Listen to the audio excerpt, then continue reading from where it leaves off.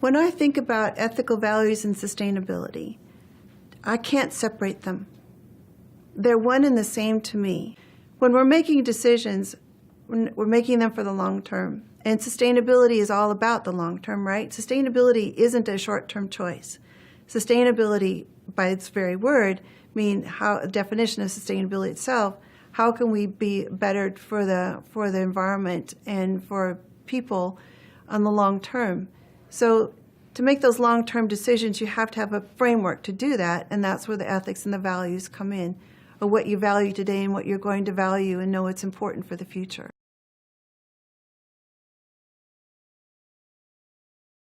3M, at a 113-year-old company, obviously has had to make decisions for the long term.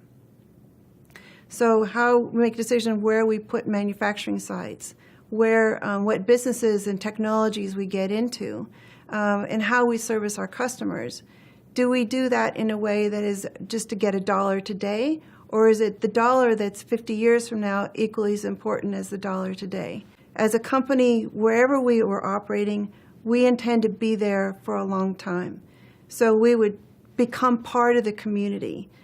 In my job, I've had the opportunity to travel the entire world. I've been every continent, many countries, many 3M operations, and it's really rewarding for me to see how in each one of those countries that we become part of the community, that people are proud to work for 3M, and family members are proud that their husband, daughter, wife, child, whatever, is very happy that they have the opportunity to work at 3M because they know how decisions are made and they know there's a respect for the environment, respect for people.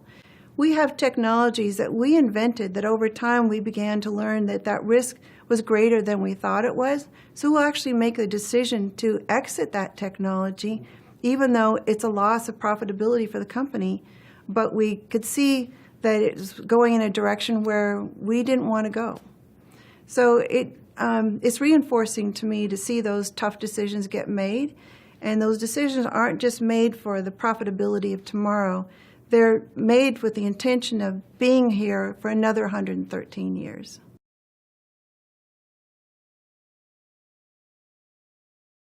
My own personal approach then is collaboration. You know, I want to listen to everyone because there's no way I can know everything. Throughout the company and our management, that we all feel that way, that through collaboration we can all work better together and use everyone's ideas.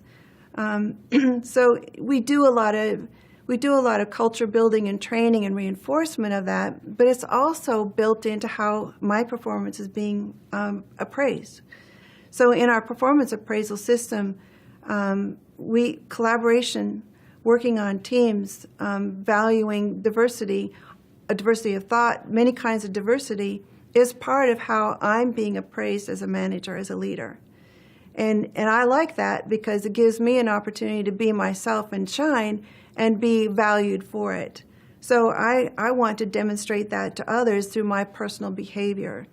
And I want people to come to me with tough things. And it's oftentimes when that happens, an employee will come in and have something really kind of difficult to say or uncomfortable. They don't know how I'm going to react, and I try to help them calm down. Say, I want to hear it. Just tell me whatever it is. Whatever it is, we can work through it. Any one of us doesn't have always the whole picture. So again, it just fosters an open environment because employees can see things that I won't see. And if I shut them off, then I could be creating greater risk for the company by not listening. And that worries me more. So it's not just employees, but it's communities. And our customers, you know, we try to be very open in listening to what others have to say, because through that we can also find innovation.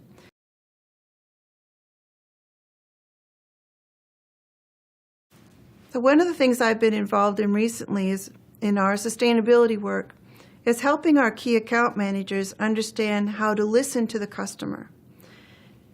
Customer doesn't always ask questions using the word sustainability and say, this is my sustainability challenge. The customer is describing their challenges based on many different terms that they may use that are important within their industry or their work. So it could be around energy, or it could be how they use water, what they do to deal with waste. or recycling, whatever it might be. But the customer asks many different types of questions that are actually probably about sustainability. They're just not using that word. And so we're teaching our salespeople and our key account managers to listen for those words, because by listening for it, it helps us to inform ways that we can invent new technologies to help solve those problems with our customers, help our customers solve their sustainability challenges. It also creates a new relationship. So we're not just selling one unit of a product at a time, but really thinking more strategically with our customers about what they're trying to accomplish in their business and how we can support them in a larger way. Because the customer doesn't know how to solve that problem, and we might not immediately either, but it might inform our innovation process to design or develop something new that we hadn't thought about, but because now there's an articulated need, we're putting that need together with our technology to solve something that's very quite unique.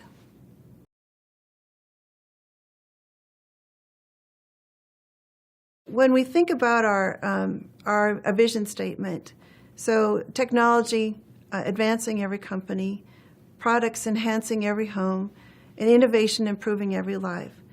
It's a very holistic look at the world. And the first time I saw it, I go, there, that's us. That's perfect. It had, what I liked about it, it valued the technical and the science. And it had a business value, but also has a social value. So innovation improving every life. Any 3M product that you were to hand to me or tell me about, I can provide to you what the social benefit of that is.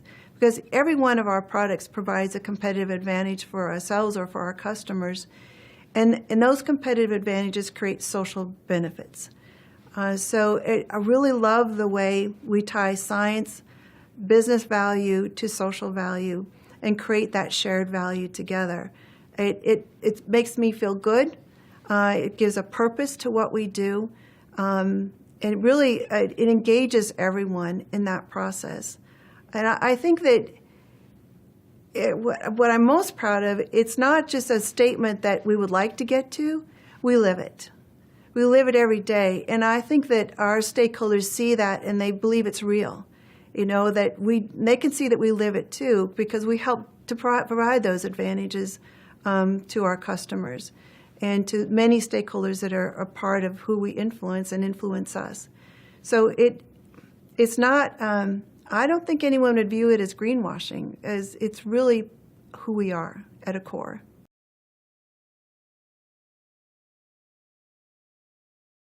I see many companies, they have a sustainability organization in the company, and then they think that sustainability is their job. It's not the job of everyone else in the company. It's the job of the people who have sustainability in their title. And I come across that quite frequently. And I always want to back up and say, no, let's think about that again, because my role as a sustainability leader in our company is really to enable everyone in the company to understand their role in sustainability. Because it doesn't matter what your job is in the company, you have a role in the long-term sustainability of our company and our ability to service our customers. So any job, whether it's finance analyst or an R&D innovator or a production worker in a plant, we all have a role in sustainability. And for some of us, there's different aspects of sustainability that we're a part of, but anything we do to improve efficiency of our operations, whether they be financial operations or manufacturing operations, whatever they might be, improving our efficiency, reducing waste, being more efficient with materials, being able to collaborate and bring out new ideas, value diversity. All of these are ways that we exemplify sustainability. So I can't do that by myself from the center of the company. I have to engage everyone to be a part of this so that everyone understands that they have a role in sustainability and that we all need to be pulling together to make this happen. For some companies, it seems to be a hard hurdle to get over. They want to compartmentalize sustainability to a group, It's unfortunate when that happens, and it's really part of the challenge of if you choose the right people to be in that group and they view themselves as a catalyst to create sustainability and foster sustainability thinking across the organization, then you'll be able to thrive. But if it's left to one particular group, then it probably isn't going to be successful in a company.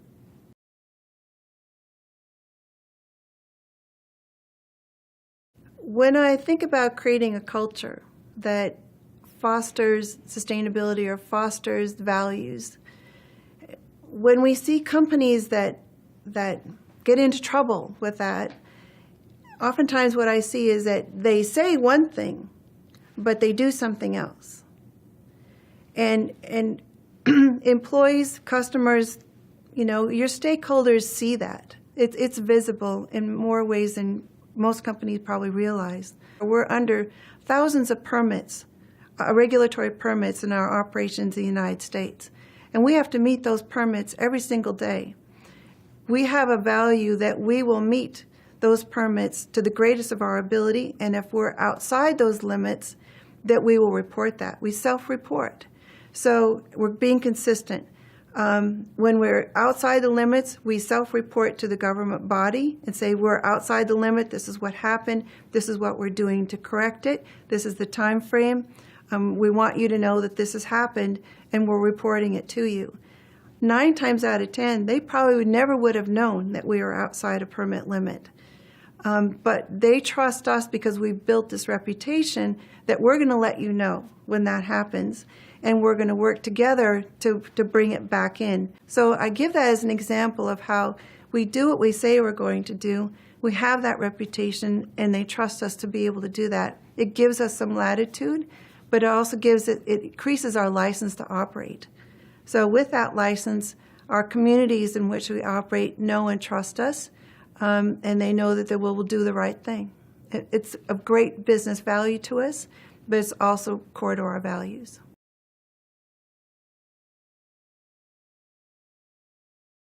Invention is born from curiosity in our culture in 3M, and it's certainly my own personal belief that it's the curiosity to explore something new, to try to do something that no one else can do, to push a boundary, to push a limit, to push into something that others feel or think is impossible. That curiosity really drives our innovators in our company. And innovation happens in many different ways, not just in research and development, but to look at something new and differently. And that's what we really cherish and value and promote in our culture, because that's how we make uncommon connections, taking a technology from one business and then matching it up with the technology of a different business to make a third one. We also do this on teams, so it's a collaboration, really bringing together lots of different ideas, because no idea is a bad idea, right? Because every idea fosters something else. So one bad idea could be something that sparks something in my mind that we hadn't thought of before. So it's very much a team approach, a collaborative approach, because we're all better together than we are separately and individually. But each individual and their diversity of thought brings a benefit to creativity and to fostering that curiosity.